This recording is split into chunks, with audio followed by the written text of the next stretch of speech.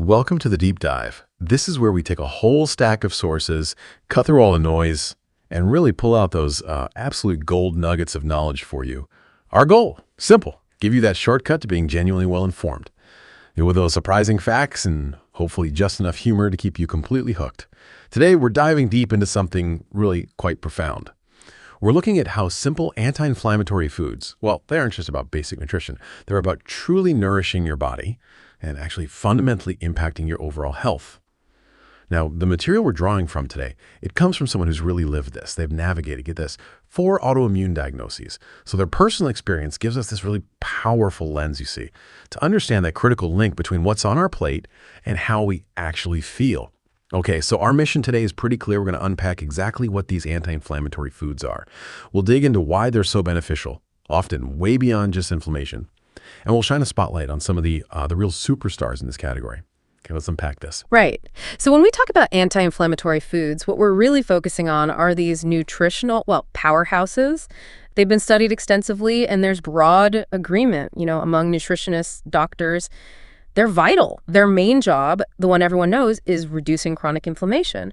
But honestly, what's really compelling is how much else they do. They kind of lay the groundwork for overall wellness. It really is remarkable, isn't it, how something seemingly so straightforward can have such a profound effect on our bodies. So looking at this source, what was the first superstar food that really jumped out as being foundational? Oh, definitely berries, straight away. Blueberries, strawberries, raspberries, blackberries, they're really top tier among fruits. They're amazing colors. Those come from antioxidants called anthocyanins. Lots of fruits have antioxidants, sure, but berries are a bit special. See, they don't just fight the inflammation you already have. They actually help train your cells, teach them to respond better to future inflammation. It's like a little boot camp for your cells, getting them ready, which makes eating them regularly really smart for, say, fighting cancer and cardiovascular disease long term. Wow, that cellular training part. Yep. That's kind of mind-blowing. So it's not just damage control, it's like actively building resilience. Exactly. It's proactive. People often think antioxidants are just for, immediate cleanup. But berries show this ongoing cellular signaling. And the really surprising thing is how this protective effect builds up if you eat them regularly. It's not a quick fix, you see. It's more like a long-term investment in your cellular health, helping your body stay balanced. That's fascinating. A long-term investment. And the source mentioned some great easy ways to get them in, right? Like blueberry smoothies, berry spinach salads. Yeah, really simple integrations. Perfect. Okay, let's shift gears. What about a category that, sometimes gets a bit of a playful jab? Leafy greens. Even the source acknowledges the rabbit food jokes. Pretty sure my own dad's used that one. But there's a deep reason they're so essential, isn't there? Yes, despite the jokes. Greens like spinach, kale, Swiss chard, arugula, they are definitely powerhouses. They're packed with antioxidants, obviously. But critically, they're also alkalizing for the body, which means they help balance your body's pH. Some research suggests that creates a less friendly environment for inflammation. Plus, they're loaded with folate, fiber, vitamins A, C, E, K, minerals too. They nourish you right down at the cellular level. They help prevent cognitive decline, keep your gut microbiome, all those good bacteria in really tip-top shape, and just reduce overall inflammation. It's not just what they add, it's also what they help prevent, like a protective shield against cell damage over time. Right, a shield. You can really see why they're so vital then. And the source gives some tasty ideas too, like wild rice and arugula salad, or even kale chips. Yeah, makes them easy to enjoy. Okay, we mentioned protective shields. Let's talk about another amazing source, this time of foundational fats. Salmon and other fatty fish. We hear all the time how crucial fish like salmon, trout, sardines, anchovies, mackerel are.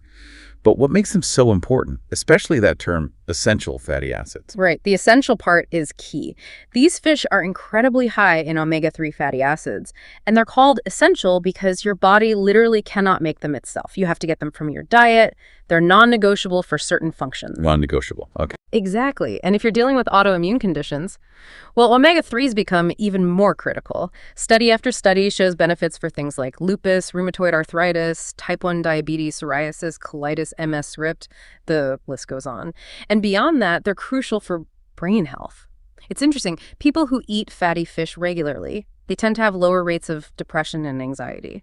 Omega-3s are probably one of the most studied nutrients out there, and the evidence consistently points to these massive anti-inflammatory effects. That link between physical and mental well-being is just So powerful. Now, for someone hearing essential fats maybe for the first time, are there common misconceptions? Or maybe something surprising about how they help the brain? Well, a big misconception is still that all fats are bad, right?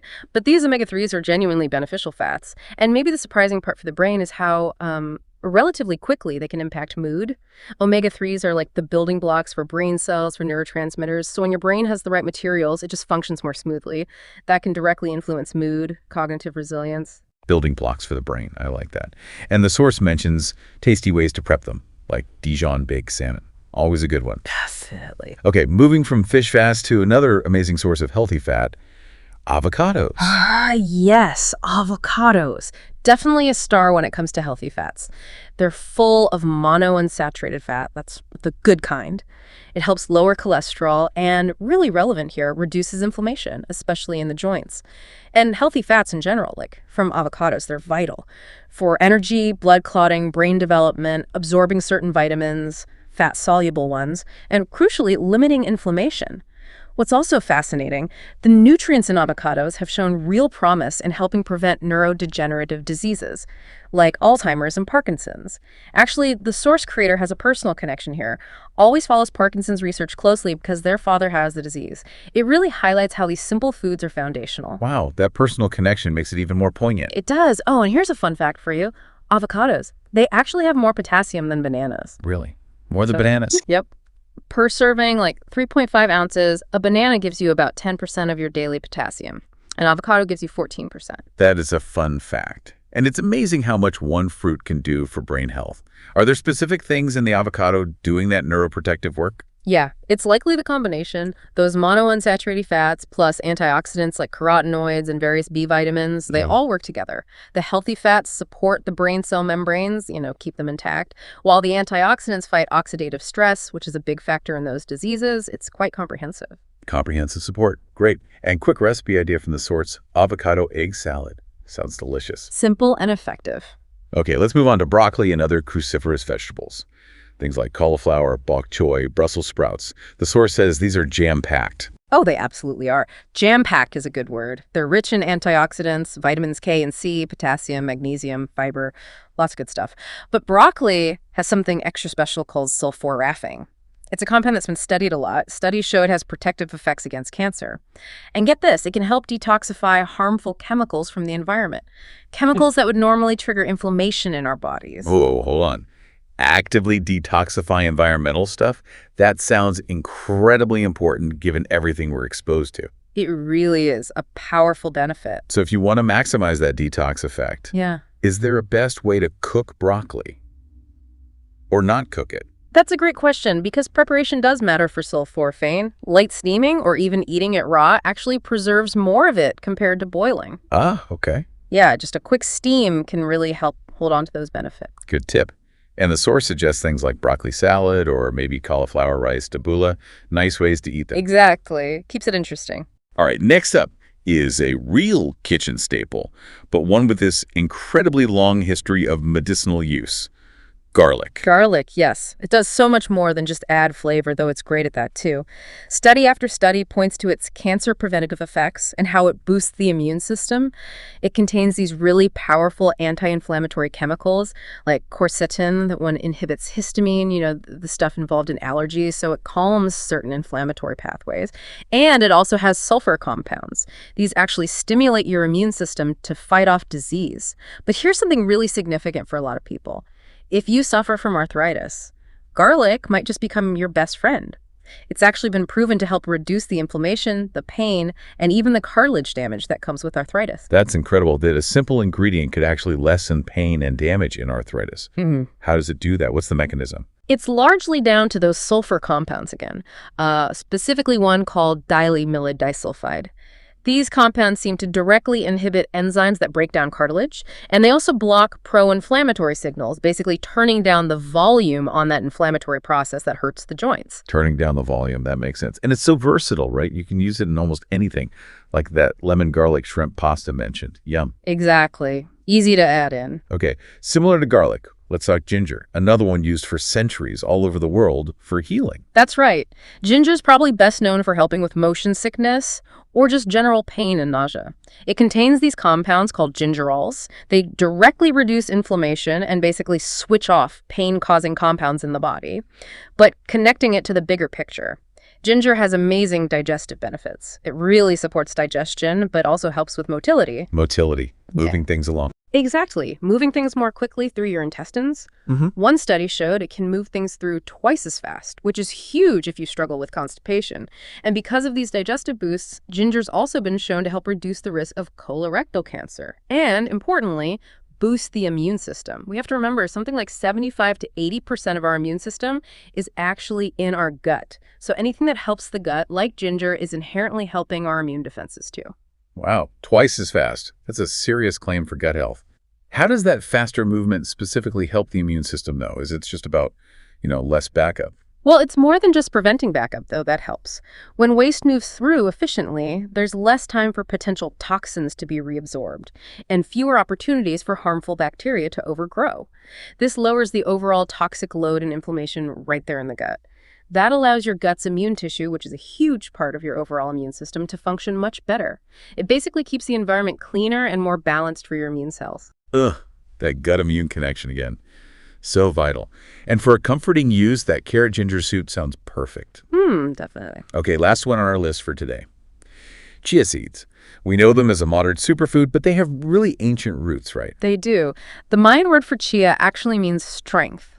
Tells you something about their historical value for energy. Strength, huh? Yeah. And today we know why. Besides all the vitamins and nutrients, they pack this massive dose of fiber. Seriously, they're one of the world's best fiber sources. All that fiber is brilliant for helping balance blood sugar levels and just promoting really good gut health overall. And, like salmon, chia seeds are loaded with antioxidants and those crucial omega-3s. The antioxidants fight off free radicals, those unstable molecules that damage cells and contribute to aging. And the omega-3s, well, we know now they're key for reducing inflammation. Tiny seeds, mighty impact. It really is amazing how much good stuff is packed in there. What's usually the biggest hurdle for people trying to get these into their diet consistently? Honestly, sometimes it's just remembering to use them and getting used to their texture. They absorb liquid and get kind of gel-like, which can be a surprise. The gel factor. Exactly. But once people find easy ways adding them to smoothies, yogurt, making overnight oats, they often become a staple. The trick is just to start small and find ways you actually enjoy them. Good advice. And yeah, that chia seed pudding has become super popular, hasn't it? Very versatile. Very. So, look, these are just 8 examples, right? There are many, many more anti-inflammatory foods out there. What the source really emphasizes is the beauty of just mixing and matching these kinds of ingredients into your everyday meals. It's about those small, consistent choices, kind of like what the source creator found on their own journey. Yeah, and that brings us right back to that big question posed in the source material. The question the creator asked themselves, can changing your eating habits truly change your overall health? And the answer, really, without any hesitation, is you bet ya. It is absolutely never too late to adopt healthier habits and improve your overall wellness. So what does this all boil down to for you listening right now as you think about what's on your own plate? As our source discovered, these simple choices can be really profound. Right. Which leads to maybe an important question for you to consider.